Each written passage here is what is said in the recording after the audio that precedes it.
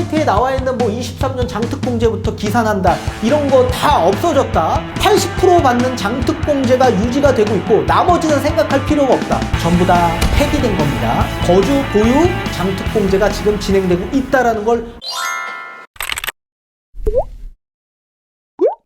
안녕하세요, 반갑습니다. 이경민의 부동산 하이킥의 이경민입니다. 자, 오늘 시간은 장기보유 특별공제에 대한 내용을 풀어드릴 텐데, 여러 정책과 현안, 법안들이 자꾸 바뀌다 보니까 내용들이 자꾸 상충돼서 헷갈려 하시는 분들, 그리고 어렵고 복잡해 하시는 분들이 굉장히 많기 때문에 오늘 완벽 정리해드리는 마지막 종지부 찍는 영상이 될 수 있도록 풀어드리는 시간을 가져보도록 하겠습니다. 자, 이런 얘기 많이 들어보셨을 겁니다. 2023년부터 장특공제 규제가 강화해진다라는 얘기 어디선가 많이 들어보셨을 겁니다.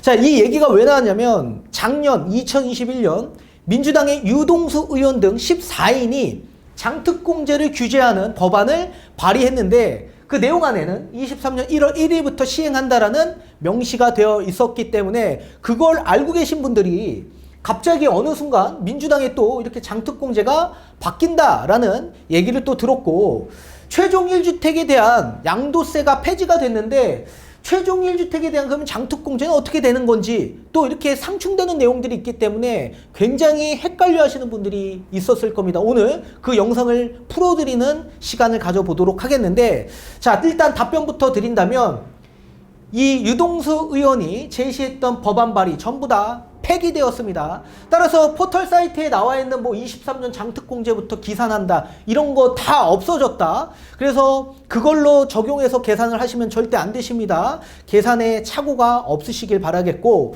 제가 작년 8월에 1주택, 다주택 규제 강화라는 영상을 찍은 게 있습니다. 이 법안 발의한 내용이 다 담겨져 있는 영상이기 때문에 그 영상을 보고 오시면 내용이 좀 수월하게 이해가 되실 겁니다.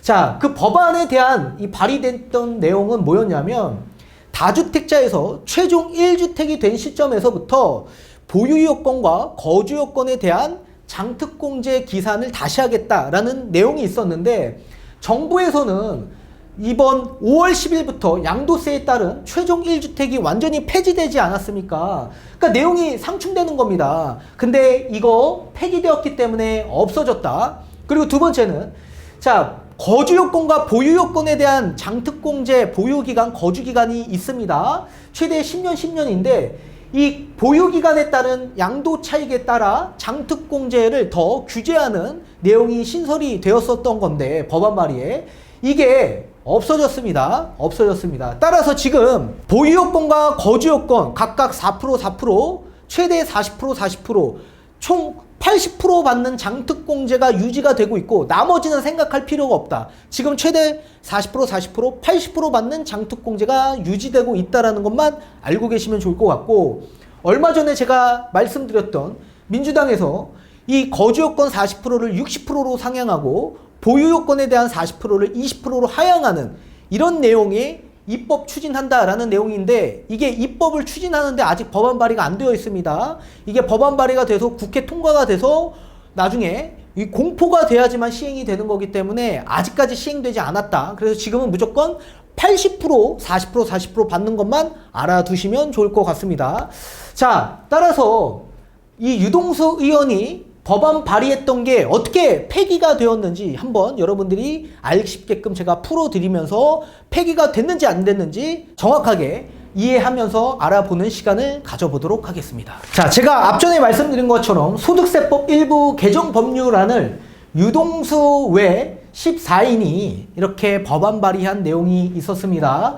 자, 어떤 내용이 있는지 한번 보도록 하겠습니다. 주요 내용은 총 3가지였습니다. 3가지. 첫 번째는 고가주택에 대한 기준 규정을 바꾸겠다라고 얘기하고 있습니다. 시행령에서 법률로 상향 입법하고 기준 금액을 상향 조정하는 부분이다. 그간 시행령으로 규정하던 고가주택 규정을 법률로 상향 입법하면서 그간의 물가 수준 및 주택가격 상승 등을 감안해서 1세대 1주택 비과세 기준이 되는 고가주택 기준 금액을 9억 원에서 12억 원으로 상향 조정하는 이 법안이 들어가져 있는 내용입니다. 이게 첫 번째 안이고요.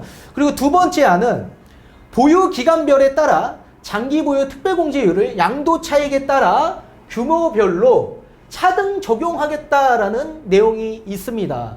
자, 고액의 양도 차익 방지를 위해 보유 기간별의 양도 차익에 대해서는 양도 차익별로 장기 보유 특별공제율을 차등 적용하는 이 규제를 시행한다라는 이 법안이 들어가져 있는 내용이고, 저 마지막 세 번째, 1세대 1주택자에 대해 적용되는 장기보유 특별공제 거주 및 보유기간 기산점을 1주택자가 되는 시점에서부터, 이게 최종 1주택이죠, 적용되도록 변경한다라고 나와 있습니다. 자, 거주 및 보유기간 이 기산점을 1주택자가 되는 시점부터 적용되도록 변경한다.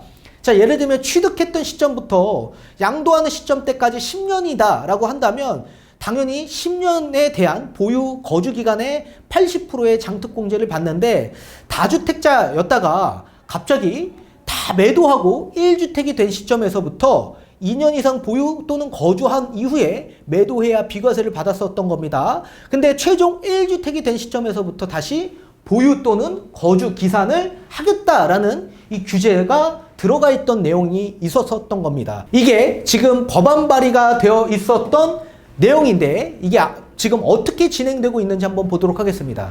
지금 앞전에 보신 유동수 의원이 법안 발의한 심사 진행 단계입니다. 지금 접수, 입안이 되어 있는 상황이고 위원회 심사를 받고 있습니다. 그런데 마지막에 뭐라고 적혀 있냐면 대안 반영 폐기가 되었다라고 얘기가 나와 있습니다. 이게 뭐냐면 지금 이 법안이 다른 법안의 내용과 중복되는 내용이 있다라고 한다면 그 법안에 대안으로 반영시킨 이후에 폐기시키도록 하겠다라는 게 대안 반영 폐기입니다. 그래서 지금은 이미 일정 부분 반영이 되어 있는, 다른 법안에 반영이 되어 있는 상황이고, 그리고 이 유동수 의원이 법안 발의한 내용은 폐기되었다라는 얘기입니다. 자, 접수를 한번 본다면 2021년 8월 2일 날 입안이 된 거죠. 유동수 의원 등 14인이 제안을 했는데 이게 소관위원회로 넘어갔었습니다. 그러니까 법안 발의를 하면 입안이 돼서 상임위원회로 넘어갑니다. 상임위원회인데 이게 소관이 기획재정위원회로 넘어갔기 때문에 회부가 됐고, 회부일은 8월 3일 날 회부가 됐고 상정을 했습니다. 8월 25일 날.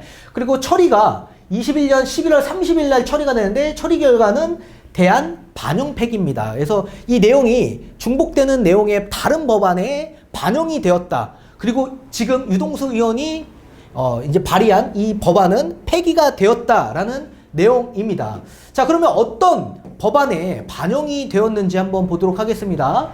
여기 보시면 소득세법 일부 개정 법률안에 대한 대안으로 넘어갔는데 2113614에 대한 일부 개정 법률안에 포함되어 있다라고 보시면 좋을 것 같습니다. 그러면 이 법안은 어떤 법안인지, 그리고 유동수 의원이 법안 발의한 이 세 가지 중에 세 가지 전부 다 다른 법안에 반영이 된 건지 한번 알아보도록 하겠습니다. 자, 앞전에 보신 것과 같이 2113614에 대한 소득세법 일부 개정 법률안에 반영이 되었다라고 합니다. 자, 심사 진행 단계를 보면 이것도 마찬가지 접수하고 본회의 심의 거쳐서 정부 이송이 되고 공포가 되었습니다. 자, 이 진행 단계가 어떻게 되냐면 국회의원 10인 이상이 법안 발의를 해서 이게 입안이 되면 국회의장이 이걸 상임위원회로 회부합니다. 그래서 상임위원회 중에 기획재정위원회로 넘어가서 이제 검토가 진행이 되는데, 이 검토가 승인이 된다면 이게 어디로 넘어가냐면 법제사법위원회로 넘어갑니다. 그래서 법사위에서 회부가 돼서 상정이 되면 이게 본심의회의로 넘어갑니다. 그래서 국회로 넘어가는 겁니다. 그래서 과반수 이상 동의를 얻으면, 통과가 되면 정부로 이송이 돼서 또 바로 국무회의를 통과하면 공포가 시행이 된다. 그렇게 보시면 좋을 것 같습니다. 근데 이게 어떻게 됐죠?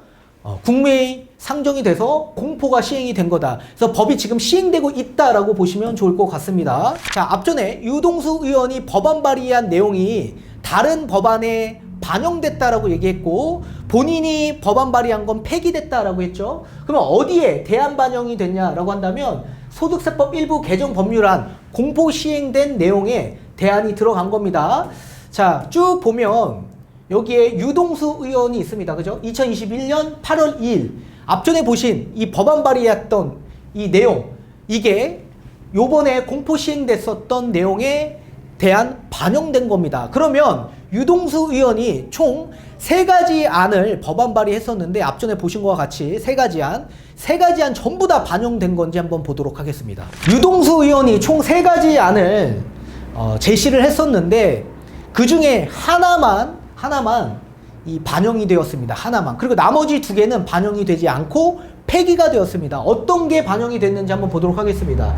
자, 가에서부터 차안까지 쭉 소득세법 시행령 법률 개정안이 열거되어 있습니다. 그 중에 유동수 의원 3가지 안 중에 하나가 이 바에 속해 있습니다. 뭐라고 속해 있냐? 고가주택 및 고가조합원 입주권에 대한 금액 기준의 상향 입법 및 상향 조정에 대한 내용이 포함되어 있습니다. 지금 현재 소득세법 89조 1항 3호에 열거되어 있습니다. 4호에.